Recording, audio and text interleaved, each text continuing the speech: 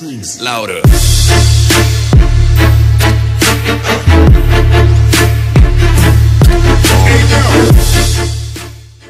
What up YouTube, MJP here with another video. So today's video is going to be one of the crazy stories in middle school. I have multiple crazy stories. This is like 1 out of 5. I'm planning to make a series out of that. First things first, my fan is on. It gets super hot in my room, and then it gets like super frustrating to make a video because it's so hot. I start stuttering. I can't think of what I'm going to say. So like, if you guys can hear my fan in the background, you guys probably can, but it won't be that loud. I am so sorry. I want to make a video for you guys and have a good idea, and you know, I just can't do it without a fan. So this is going to be a crazy middle school story. I have a few of them, planning to make a series out of that. And let's get into it. So this is the first like crazy story I have, and this was in the summer between 6th and 7th grade, and of course that fall is going to 7th grade. And I used to ride bikes all the time with my friend Devin, and we used to ride bikes all the time, like everywhere, like city to city, stores, restaurants. Like me and him were always on our bikes. So that evening we were like going through like a residential area, so there's houses and shit. And a whole bunch of high schoolers started like circling us, trying to beat our asses, to jump us, and we weren't like really fazed by it because we were like pretty big kids for our age, and he's like Mexican, so he looked a lot older than what he did. So we weren't really fazed. We were like, okay, bro, whatever, you're just fucking with us. And so we went back to his house. They left. We went back to his house to watch a movie, and this was like, I want to say like 8 or 9 o'clock. We decided to go back to my place, and before we left, he was like, bro, grab a pocket knife just in case. And like, okay, man, like we were feeling cool and shit, like, oh yeah, we have pocket knives, better watch the fuck out, boy, we gonna stab you. So like, that wasn't like really our intention. Like, we were just saying that in our heads. Like, we kind of felt like invincible, like nobody's gonna fuck with us. We just whip out our knives, we're cool, we got this, like nobody's gonna fuck with us, right? So we started going to my house, pocket knives in our pocket, of course, and there was a school next to his house, right? And it was like one of the elementary schools in my little town, and there was a whole bunch of elementary kids playing football.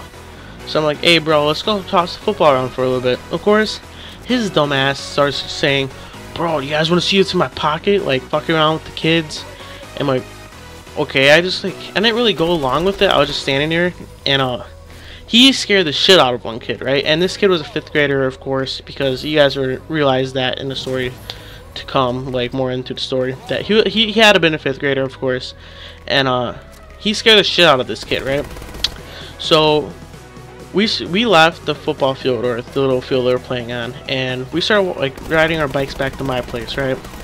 And then there was a black car literally following us for blocks, and so we and him started running through the woods because there was like a park, and those woods, and there's playgrounds and shit. But we dipped right in through the woods.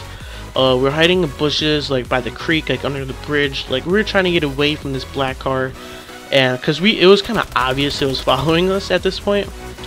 So we hopped out from under the bridge and started walking on the sidewalk. The black car pulls up right behind us, and it was the kid's mom.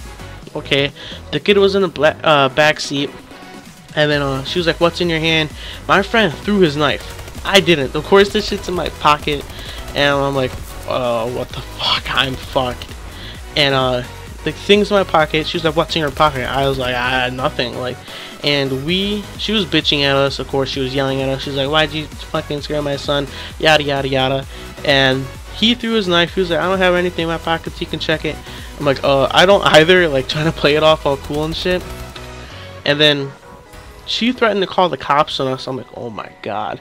So at that point, we started blaming everything on that kid. And she smacked the shit out of him in this car. He started crying. We tried to put the blame on him, try to get out of trouble, stuff like that. So she threatened to call our parents and shit. And she like followed him home, because we split after that. She followed him home. He lost her. And then I like dipped. And then that school year, that fall, at my school you can play basketball in the morning or you eat breakfast. So like, my school started at 7. You can play basketball or eat lunch or eat breakfast till 7:30. That's when school started. So I was playing basketball right in the morning, and I see the kid, and it was pretty embarrassing. Not embarrassing, but like I was kind of like in disbelief that I seen the kid at my school, because I didn't really think that he went to school. I don't know. I was just kind of in shock that I seen him.